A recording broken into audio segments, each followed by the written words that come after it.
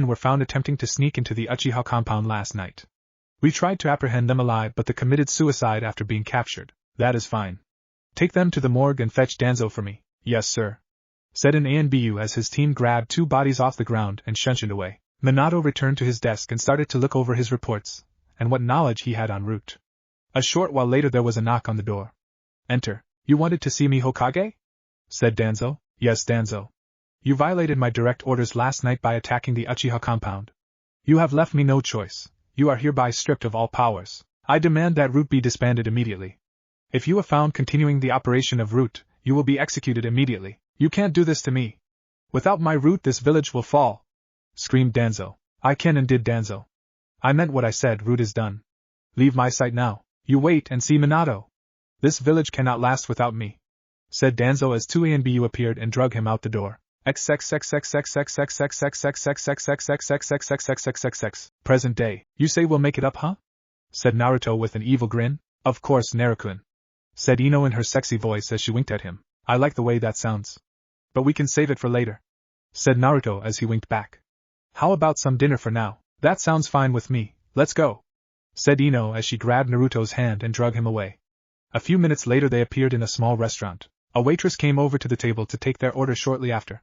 I'll have a miso ramen, please, said Naruto. Just a small salad for me, said Ino as the waitress walked off. You know, Ino, as a ninja, you're not eating enough calories. You have to eat better where you'll have more energy for training and missions. But Naruto, I've got to watch my figure. A body doesn't look this good on its own, she said as she waved over herself. Ino, you don't have to worry so much about that. You need to eat healthier. I don't care if you gain a few pounds, I would love you anyways. Do you really mean that, Naruto-kun? Of course I do, Ino-chan. I love you for you, not your looks. Of course, being smoking hot is kinda nice, Naruto added to himself. Naruto-kun, that's the sweetest thing anyone has ever said to me, said Ino as she leaned across the table and kissed him on the cheek. After a few minutes their food came and Ino started eating her salad. Naruto just sat there watching her, thinking about how beautiful she is. Once she finished the salad, Naruto pushed his order to her side of the table and said, Here, Ino-chan, eat up. But that's your food, Naruto-kun? I'll be fine. I know you must be starving though after a diet like you have been on. No, Naruto-kun, I can't eat your food. I'll just start eating healthy tomorrow. Ino-chan, I promise I'm fine. Here, he said as he got a spoonful and started moving it towards her mouth. Ino hesitated for a moment before she finally let him feed it to her. After tasting the real food for the first time in God knows how long, her eyes went wide and she practically inhaled the rest of the ramen before she realized what she had just done. She looked at Naruto and said, Oh my god, Naruto-kun, I'm so sorry, you must think I'm a pig. As tears began to form in her eyes, Naruto just reached across the table and laid his hands on top of hers and smiled as he said, Don't worry about it, Ino-chan. Like I said, I'll love you no matter what. Ino just looked up at Naruto and smiled. Naruto pulled out some money and laid it down on the table as Ino started to stand up. Naruto just looked at her and grinned as they disappeared and reappeared on top of empty Hokage. He once again pulled out a scroll and unsealed a blanket from it. He spread the blanket on the ground and sat down as he motioned Ino to join him. She complied and walked over and sat between his legs and leaned back against his chest. Naruto wrapped his arms around Ino's waist and laid his chin on her shoulder. The couple sat there and watched the sun set and just talked and laughed for the longest before Naruto said, Well, it's getting late. I better get you home before your dad kills me.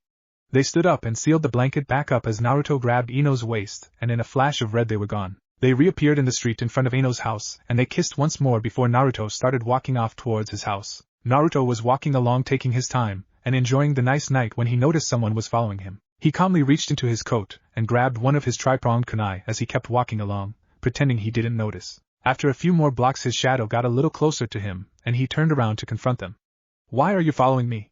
He said. I came to ask if you wanted to go out on a date with me sometime, said a feminine voice that Naruto vaguely recognized. And just who are you? My name is Hinata Hyuga, stated the voice as she stepped out of the shadows. Well, Hinata, in case you didn't know, I'm dating Ino-chan, and I am quite happy with her. And for future reference, I wouldn't follow people.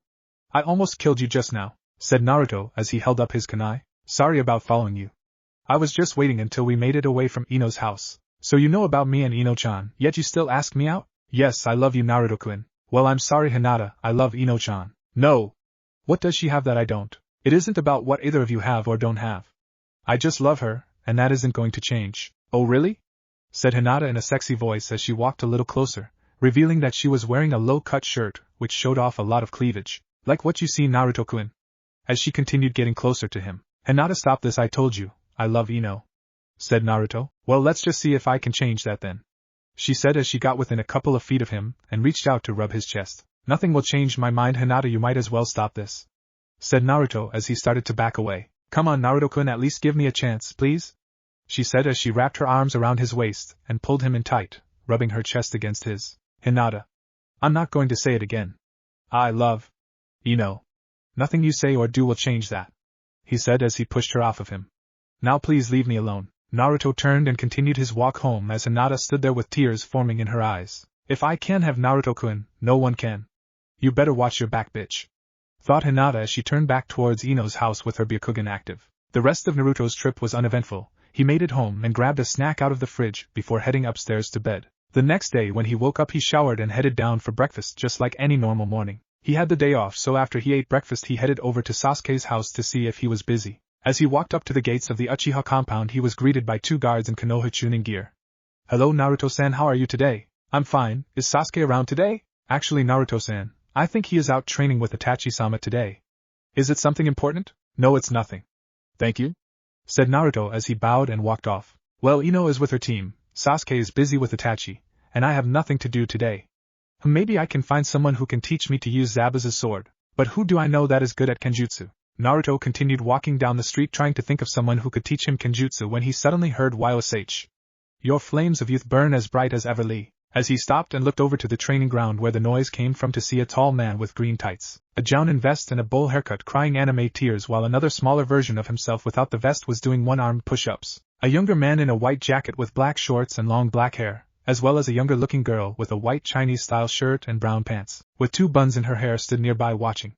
If I cannot do 500 one-armed push-ups, I will do 1,000 squat thrusts. If I cannot do that, I will run around Konoha 500 times on my hands. If I cannot do that, said the smaller green-clad ninja as the girl with the buns punched him in the back of the head. About that time the jounin noticed Naruto standing there. We have a spectator. The youthful son of our youthful Hokage is watching our progress. How are you today, Naruto-kun? Naruto started walking towards them as he said, I'm doing fine, I'm sorry. I didn't get your name. YOSH. I'm a Might Guy. The beautiful blue beast of Konoha. And these are my youthful students, Niji, Tenten, and Rock Lee. Nice to meet all of you.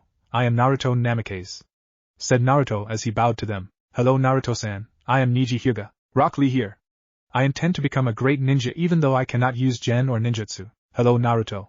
I'm Tenten, the weapons mistress of Konoha in training. So Naruto-kun, I thought you just became a genin a couple of weeks ago, said Guy. Yeah, I graduated not too long ago. Why? If you are a rookie genin, then why do you wear the vest of a chunin? They promoted me and Sasuke a couple days ago. YOSH. Lee. His flames of youth burn brightly. He is but a rookie and made chunin already. Yes, Gi-sensei. I must fight hard to become a chunin quickly as well. Lee, Gi-sensei. Lee, Gi-sensei. Lee, Gi-sensei. Naruto leaned over to Tenten and said, does this happen often? Unfortunately, said Tenten as she sighed. I'm so sorry. You get used to it after a while. I don't know about that. Anyways, I've got to run. Nice meeting all you, said Naruto as he turned to leave. YOSH. Naruto-san. You must spar with me to see whose flames of youth burn brighter, yelled Lee. Okay, I guess I can do that, said Naruto as he turned back to Lee and walked to the middle of the field. Ready? Said Naruto as he dropped into a ready stance. Go! Yelled Lee as he charged forward with incredible speed. Naruto wasn't expecting Lee to be so fast and as such didn't get his guard up in time, and Lee landed a kick to the side of Naruto's head, sending him flying. Naruto righted himself in midair and landed on his feet just in time to duck under a punch. Lee launched an all-out barrage against Naruto with punches and kicks putting him on the defensive. Naruto dodged blow after blow until finally Lee left an opening and Naruto kicked low. Lee jumped over the kick and did his own spin kick which connected with Naruto's ribcage, sending him flying again. Naruto righted himself in the air again as he went through some hand seals and said wind style, great breakthrough. As a wall of wind slammed into Lee, stopping his new charge. Lee landed on his feet and resumed his ready stance as Naruto went through another set of hand seals and said water style, water bullet jutsu, as he started spitting out several balls of water, which Lee dodged with ease as he charged at Naruto again. As Lee began his charge, Naruto pulled out a kunai and threw it at Lee. Lee sidestepped the kunai as Naruto disappeared in flash of red. Before Lee knew what happened, he heard water style, water prison jutsu, come from behind him as he was immobilized in a large ball of water. Good fight, Lee, said Naruto. YOSH. Naruto wins, yelled Guy. Good job, Naruto-kun. From this moment forward you shall be my eternal rival. I shall one day prove that my flames of youth burn brighter than yours, yelled Lee as he dropped to push-up position. As my punishment for losing, I shall do 1,000 push-ups. If I cannot do 1,000 push-ups, I will run, said Lee as Naruto turned to the rest of the team. Well guys, thanks for having me, I'm headed on further. Squat thrusts, I will do continually until Tenten punched him again. See ya around, Naruto, said Tenten as Naruto walked off. Well, I didn't find a teacher, but at least I met some new people and burned some time. I guess I'll just head home and train a little bit. Naruto disappeared in a red flash and reappeared in his living room, where Jiraiya and Tsunade were sitting on the couch playing chess together. He started to walk off when Jiraiya said, Hold up Naruto, I need to talk to you. Checkmate. As he moved one more piece. Tsunade jumped up and yelled, damn it, I never win anything, as she smashed the chessboard and table into the floor. Jiraiya and Naruto both sweat dropped a little bit and scurried off to the backyard as Tsunade sat back down on the couch and pouted. Once they got out back, Jiraiya said, so Naruto, have you spoken with Gamabunta yet? Well, I spoke to him briefly on my last mission. I summoned him to help destroy Gato's compound. Why? Usually when someone signs a summon contract they are required to speak with the head summoned beforehand. However, in your case, Bunta allowed us to sign you and said you could talk later. Why don't you summon him so you two can have his talk? What talk? Like I said, he just needs to get to know you and you can become familiar with him. It seemed like Kichi took a liking to you so you could summon him too. Alright then, said Naruto as he bit his thumb and ran those some hand seals as he smacked his hand against the ground. Summoning jutsu. As he finished, a large cloud of smoke appeared and Gamabunta and Gamakichi, as well as another toad about Kichi's size, but yellow, stepped out of the smoke. Hello Jiraiya, Naruto, said Bunta. Hey bro, said Kichi as he jumped on top of Naruto's head. Hi guys, said the yellow toad. Hey everyone, said both Naruto and Jiraiya. Sorry, I haven't met you yet. What's your name? Said Naruto to the yellow toad. I'm Gamatatsu. Nice to meet you, Naruto. Have you by chance got any candy? Said Gamatatsu as everyone else sweat dropped. Chapter 10. It has been nearly 1 month since Naruto had his talk with Gamabunta. During this time Naruto has did a few more missions, with Sasuke and himself taking turns as the team leader. He also continued seeing Ino, as well as training during his free time. He has become good friends with Gamakichi, who rarely goes home anymore. Is that all you got? Come on, I could beat you in my sleep, said Jiraiya as he dodged a kick from Naruto before kicking him into a tree. Naruto stood back up and ran at Jiraiya, who kicked at Naruto again. However, this time Naruto ducked under the kick and went in for an uppercut to Jiraiya's jaw. Jiraiya simply leaned back and dodged the punch as he grabbed Naruto's wrist and sent him flying at another tree. Naruto flashed through some hand seals and said water style, hidden in the mist jutsu. As a thick mist enveloped the area, Naruto formed a rasengan and smashed through the tree to avoid injuring himself. As he landed on the other side he heard, that's better. But a simple trick like this isn't going to fool the legendary Toad Sanin. As he went through some hand seals and said wind style, great breakthrough. As a large gust of wind blew the mist away. As soon as the mist was gone he barely had time to sidestep a flying rasengan. He started to go through some more hand seals as he heard a poof behind him and turned just in time to see another rasengan coming right at him. He jumped up in the air to avoid it. He realized he had made a mistake when he came face to face with the infamous three-pronged kunai of the Flying Thunder God technique. Before he could react, a red flash appeared in front of him and Naruto punched him towards the ground as he did some hand seals and said lightning style, raging demon's fist, as he slammed the thumb side of his hands together. A large mass of red lightning in the shape of two fists came flying towards Jiraiya. Oh shit, if that hits me I'm done for, he thought, as he quickly did some hand seals of his own and sunk into the ground. Naruto's attack smashed into the ground where Jiraiya just was, causing a large explosion and sending lightning arching all across the yard. As Naruto landed back on the ground, a pair of hands came up out of the ground and grabbed his ankles. Naruto struggled to get free as he heard footsteps coming up behind him. He turned his head enough to see Jiraiya running in with a rasengan in hand. Naruto braced for impact and was surprised when nothing happened. He turned around again to look and see Jiraiya's rasengan just inches from his face. I win, said Jiraiya with a large grin as his rasengan faded away and the hands that grabbed Naruto disappeared in a poof of smoke. You're pretty good but still not Sanin good yet.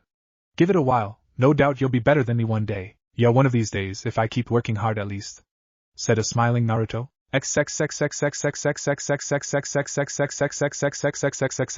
1 week ago, sir, we have reports that Danzo is on the move again. He has possibly been meeting with Hayashi Hyuga in secret for some time now. What are your orders? Monitor the situation, don't let Danzo catch us with our pants down. If he's meeting with the Hyuga then he is probably up to something big. Just keep an eye on Danzo for now and see if you can learn any more. 1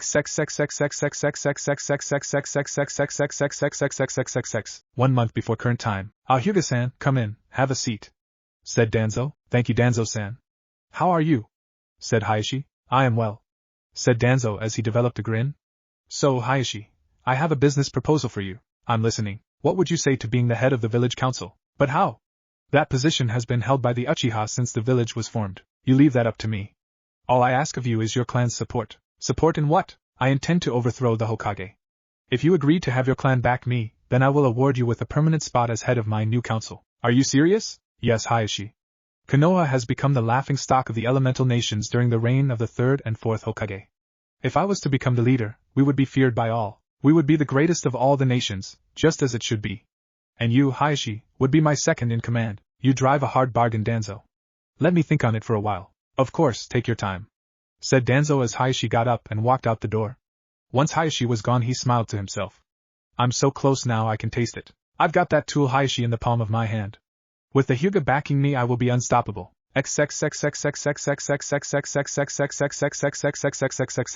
Present time. Report. Said Minato as an ANBU walked into his office. Sir, we have confirmed from a leak in the Hyuga house that Hayashi has indeed been meeting with Danzo, and has been trying to talk the Hyuga Council in joining an under-the-table alliance. I see. Do you know what their motives are? Not at this time, sir. Okay. Dismissed. The ANBU shunshed away as Minato said Kakashi, Itachi. Kakashi and Itachi were both instantly standing in front of him. Yes, Hokage-sama? Said both of them at once. Do you feel as if your team is ready for a SS rank mission? What is the mission, sir? Said Itachi. To assassinate Danzo. Sir, I believe we are for the most part, but there is one thing I would ask of you first. What is it? Naruto was sitting at the kitchen table drinking some juice, resting from his spar with Jiraiya when suddenly he felt his dad calling him. He quickly finished his juice and teleported to the Hokage's office to find his dad, Kakashi, and Itachi standing there waiting on him. Naruto, we need your opinion on something. Said Minato. Yes, what is it? How do you feel about an implanted sharingan eye? Said Itachi. I don't have a problem with it. I consider Kakashi very close to me. Said Naruto. No, Naruto, what he means is, how would you feel about receiving a sharingan? Said Kakashi. Huh, you mean like having one transplanted like you, Kakashi?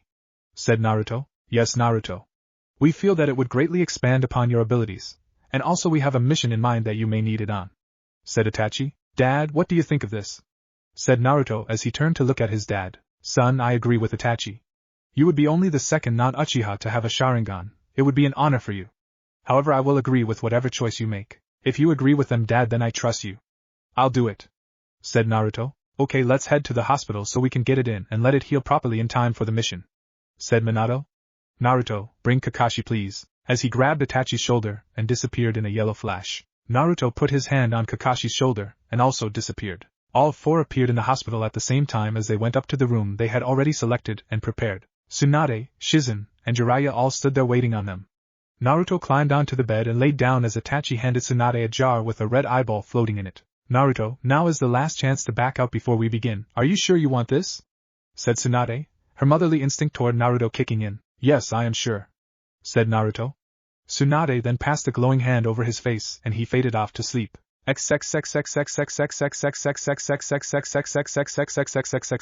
Flashback. About 1 hour ago. What is it? Asked Minato. I would like to transplant a sharingan eye into Naruto. What? Said both Minato and Kakashi at the same time. Why would you give your clan's bloodline away like that? Said Minato. Because I see Naruto as a little brother to me as much as Sasuke, and I believe the sharingan will help him greatly, even if he is already very strong. Plus, with Danzo, I have reason to believe he possesses the lost left sharingan of my friend Shisui. Wait, Danzo has Shisui's eye? Although he died in a training accident? Said Minato. Well, that was the common belief. But a couple years later I found a note along with a sharingan eye and some of Shisui's belongings. Said Itachi as he recalled Shisui's note. Itachi. I hope that one day you will find this note. I am sorry that I had to go, but it was in the best interest of the village. I was attacked and lost my left eye to someone. I was unable to identify him, but he stole my eye. You understand how disastrous it could be if he got my other eye as well. I am entrusting you with my other eye and I am leaving the village. Please, Itachi, keep Konoha safe. Consider my eye a tool to help you along. I hope we may one day meet again. Goodbye. Signed, Shisui. He was attacked and lost his left eye by an unknown assailant, before leaving his right eye to me. He then faked his death and left the village in order to maintain the peace. Wow, he was a true patriot. Said Kakashi. He made the ultimate sacrifice for the safety of the village. Yes. He is the perfect example of a shinobi. Said Itachi. Anyways, I believe the reason that Danzo wears the bandages on his head is to hide Shisui's other sharingan. So it would be beneficial to Naruto to have a sharingan of his own. Yes, I suppose you are right. Whose sharingan do you intend to give him though? Shisui's. Are you sure, Itachi? That is one of the most powerful eyes of your clan. Yes. As I said, Naruto is like a little brother to me. I trust him with the power above everyone else in this world besides Sasuke, and he has his own sharingan. Besides, soon, I will have his left eye back. Naruto? Naruto-kun? Naruto, can you hear me? Said a detached voice. Huh. Where am I? Said Naruto as he opened his eye. Why can't I see out of my right eye? What happened? Naruto, calm down, and I will explain. Said Tsunade. You just had surgery. It is normal to experience temporary amnesia afterwards. You agreed to have a sharingan eye implanted into your right eye socket. The eye is covered for now to allow it to heal properly. Oh yeah, it's coming back to me now. Did everything go well? Yes, the surgery was a success. You will just need to rest for a few days to allow the eye to heal, so you don't damage any of the connections. Okay, so how do you feel, son?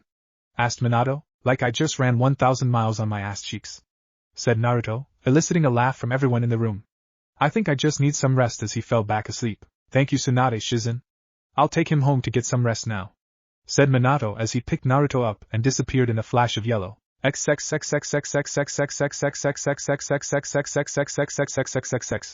slowly opened his eye and looked around the room as everything came into focus. Ino was sitting in a chair next to his bed with her head laid on his chest, asleep. Naruto sat up, waking Ino up. Once she seen he was up, she wrapped him up in a hug and said, "Thank God you're okay. I was worried about you, Naruto-kun." "What, how long have I been asleep, Ino-chan?" 2 days now. Your dad told me what happened. Are you feeling okay, Naruto-kun? Yeah, Ino-chan, I feel fine. Can you go find Tsunade for me, please? Sure, I'll be right back. As she walked out the door and returned a few minutes later with Tsunade. How do you feel, Naruto? Said Tsunade. I feel fine now.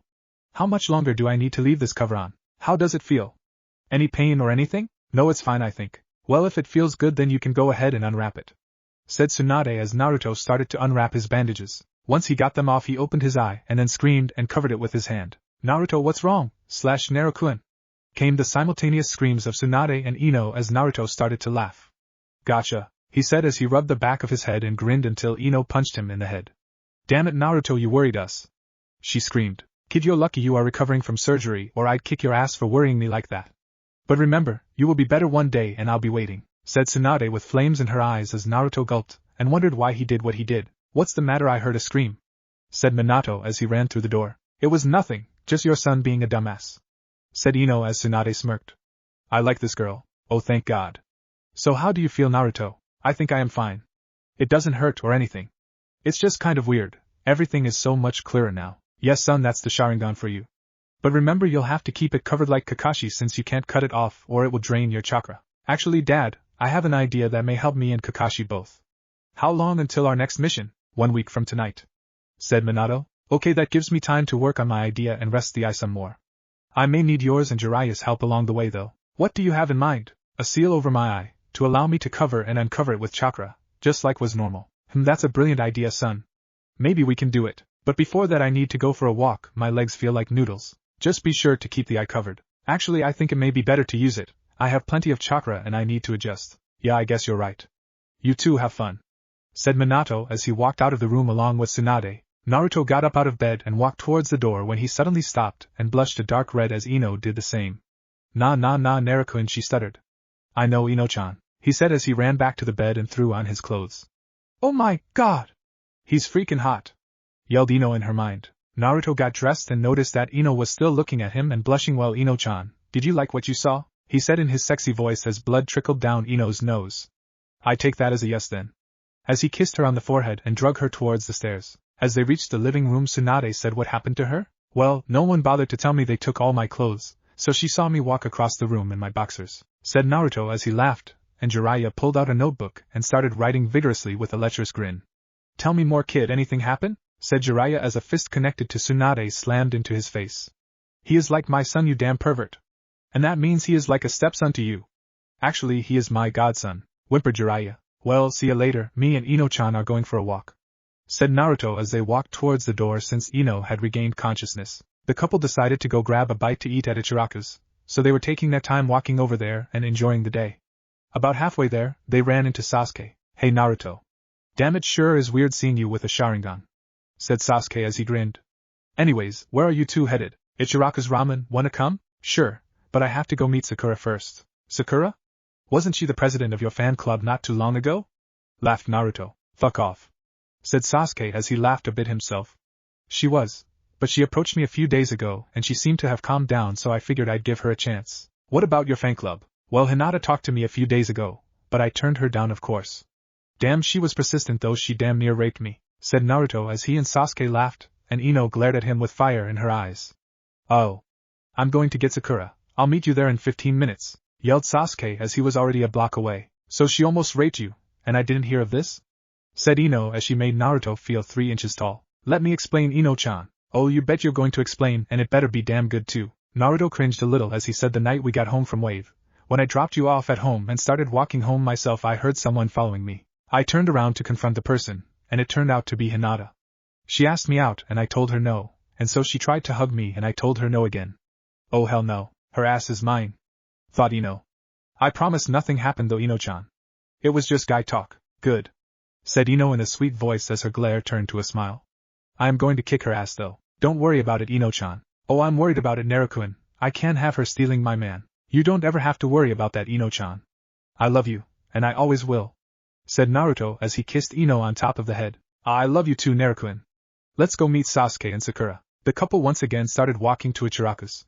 A few minutes after they arrived, Sasuke and Sakura arrived, and the four went inside to find a seat. 5 days after Naruto woke up, Naruto sat at his desk in his father's study, looking over some scrolls as he scribbled some things in another scroll. He had spent a lot of time here since his surgery trying to develop a seal to turn the sharingan on and off. He was making progress, with the help of Jiraiya and his dad, but hadn't figured it out completely yet. He continued going through the scrolls and writing notes, for another 2 hours or so before his eyes went wide and he said, I think I've got it.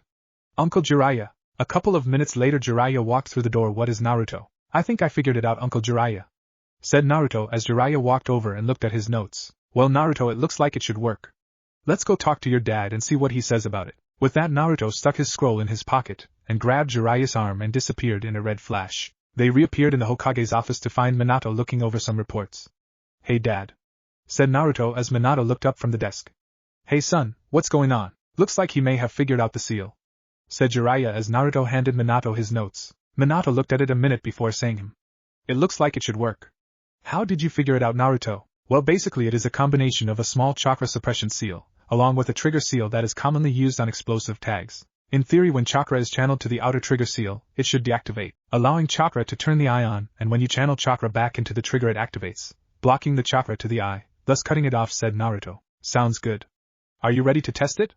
Said Minato. Yes, I am. Very well then, lay down on the floor and we will get on it, said Minato as he stood up and walked around to Naruto. Jiraiya pulled out a scroll and unsealed a bottle of ink and a brush from it as he said, Okay Naruto, last chance to change your mind if you are unsure of it. No, I'm sure, he said as he pulled his headband off. Okay, cut your hand and pour some blood into this ink, said Jiraiya as Naruto cut his palm and let the blood drip into the bottle of ink. Okay then, be very still while I work, you know how sensitive sealing can be, said Jiraiya as he started to copy Naruto's design onto his face. It took Jiraiya about half an hour to copy the seal down.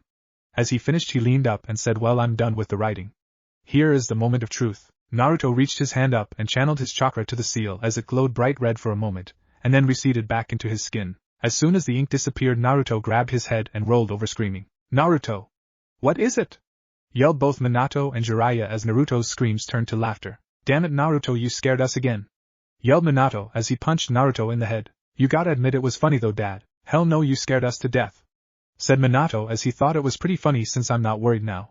He acts like me way too much. Naruto just grinned as he rubbed the back of his head. Minato looked at his eye for a minute and said, Can you see out of it? Yeah, I see fine. Well then, turn the sharingan on. Naruto focused chakra to the trigger seal as the eye turned red and 3 tomos appeared.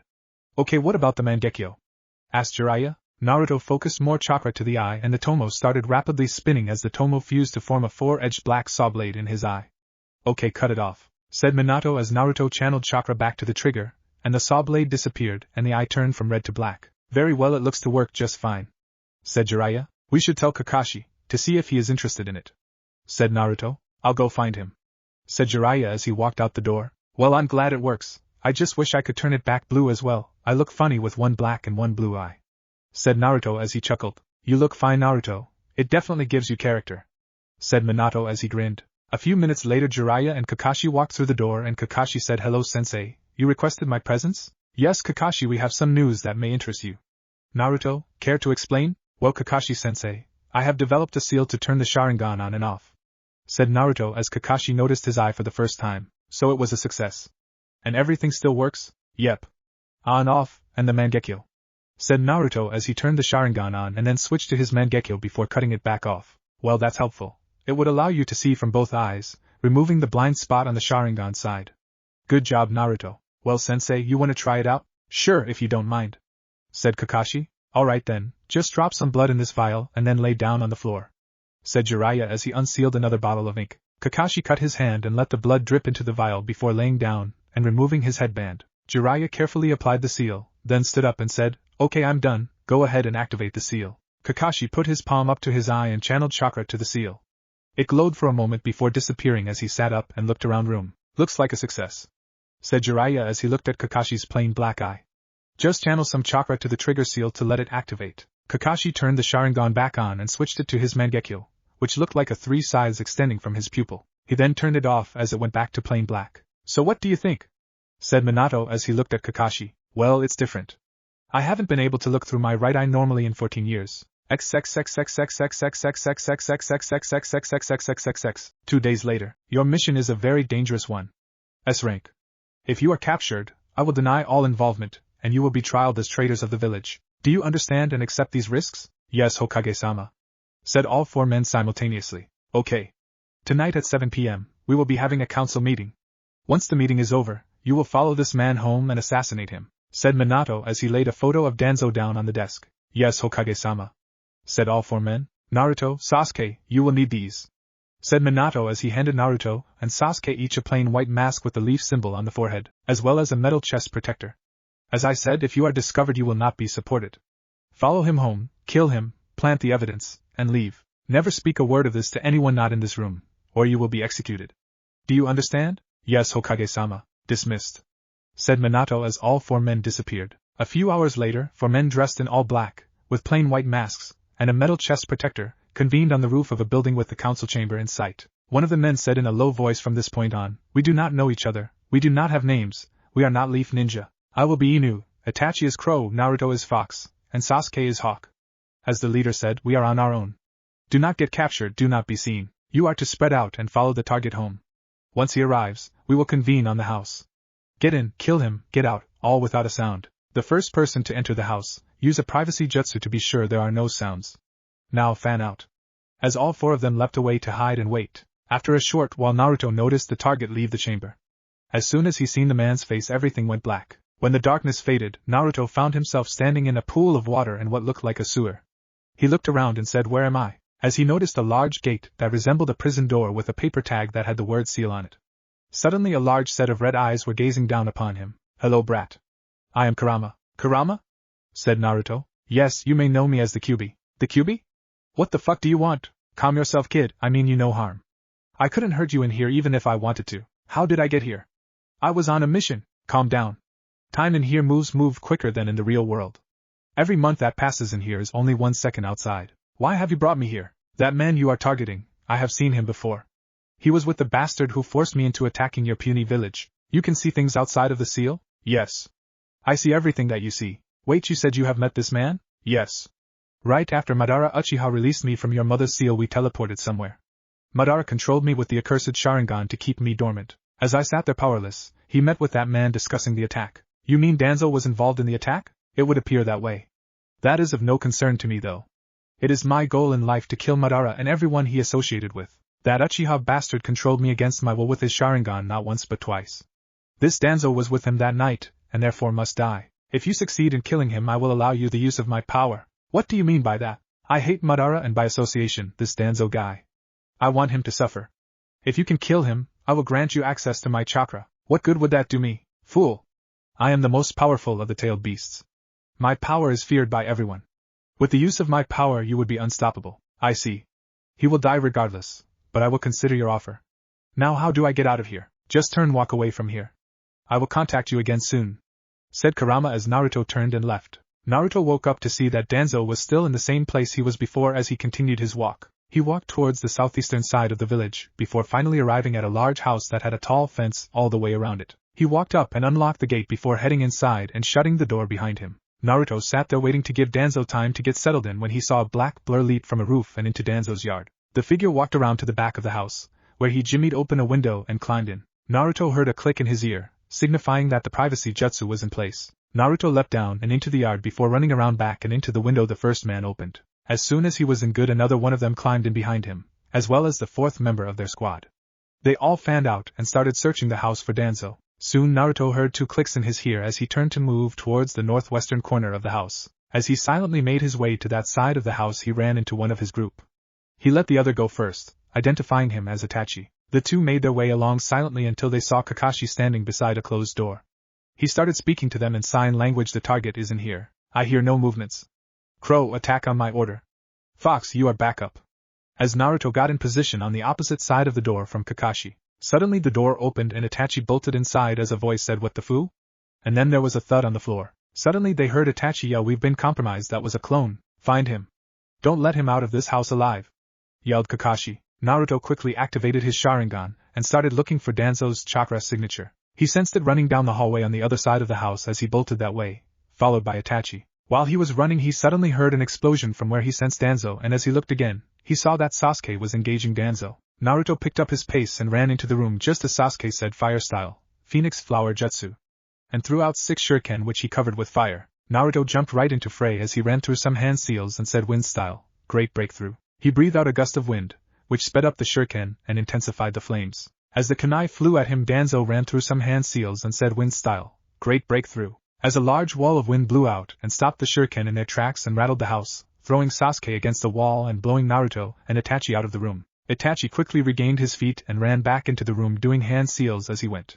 As soon as he stepped into the room, he yelled out, "Fire style, Grand Fireball Jutsu," as a ball of fire completely enveloped the other side of the room.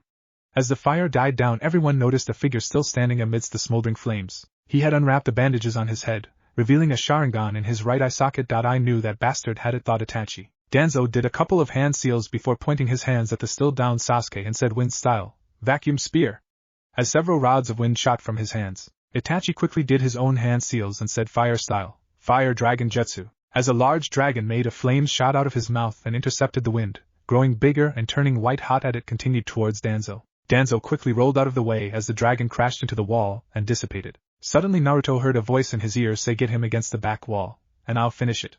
Naruto quickly charged in at Danzo and threw a kick at his head. Danzo dodged under the kick before launching a punch at Naruto's ribs. Naruto jumped aside to avoid the punch as he tried to backhand Danzo, only to have him duck under before he delivered a bone-shattering punch to Naruto's face, cracking his mask and sending him flying into the wall. Danzo started to charge forward again, but before he could move he was intercepted by Itachi, who launched a punch into Danzo's face, knocking him back a few feet. Itachi started throwing punch after kick at Danzo, who dodged or blocked all of them. While those two were going at it, Sasuke came too. He stood up and as soon as he regained his bearings he charged in to attack Danzo with Itachi, the two Uchihas together starting pushing Danzo back towards the wall where he needed to be. Finally Danzo found an opening and kicked Itachi in the side, knocking him away. Naruto quickly jumped back into his place and started his own assault on Danzo. Even though they weren't doing any damage to him, they almost had him backed into the wall. Suddenly there was an explosion right behind Danzo, and before he could react there was a lightning-covered hand stuck through his chest. Well, Kakashi, how nice to see you," hissed Danzo. "Fuck off. You should have known this was coming, you traitor," said Itachi. "I only do what is in the best interest of this village. You are the traitors. They will continue in my place. You can never truly stop me," yelled Danzo. "Why were you meeting the Hyugas?" said Kakashi. "Fuck you," spat Danzo. "Fine. We will do this the hard way," said Itachi as his Mangekyo activated and he looked into Danzo's eyes. Danzo suddenly found himself tied to a tree, looking at Itachi in his rude outfit. "So Itachi too then? Did your precious Hokage decide to send the best ninja in your village after me?" "Yes, he did," said a new voice as Itachi turned to see Naruto standing there. "Fox? How are you in here?" "Tsukiyomi," answered Naruto. "I see. Shall we then?" said Itachi as he turned back to Danzo as a kunai appeared in each of their hands. "Yes, let's break this little bitch," said Naruto as he jabbed the kunai into Danzo's knee and twisted it. At the same time Itachi stabbed his kunai into Danzo's other knee. "Tell us what business you had with the Hyuga clan," said Itachi. "Fuck off. I'll die before I speak," yelled Danzo as he spat in Itachi's face. "You just fucked up, Danzo," said Itachi as he pulled the kunai from Danzo's knee and stabbed it into his balls. Danzo screamed out in pain as Itachi said, "You know this will continue for as long as you remain alive. You might as well end it quickly and tell me what I want to know." "I think I will do just that," yelled Danzo as Naruto and Itachi found themselves back in the real world looking at Danzo, who had blood coming from his eyes, ears, and mouth. Itachi quickly checked his pulse and said, "He's dead. Bastard killed himself." Kakashi pulled his arm out and let Danzo's body fall to the ground, where Itachi proceeded to remove his right eye and put it into a jar of liquids before sealing it away. "Alright, burn the body, and be sure to plant the evidence," said Kakashi. Itachi quickly used a fire-style jutsu to burn most of Danzo's body, only leaving the shoulder opposite the chidori and his head. Naruto and Sasuke proceeded to plant evidence around the room to frame Root, before they all left the house as if they had never been there.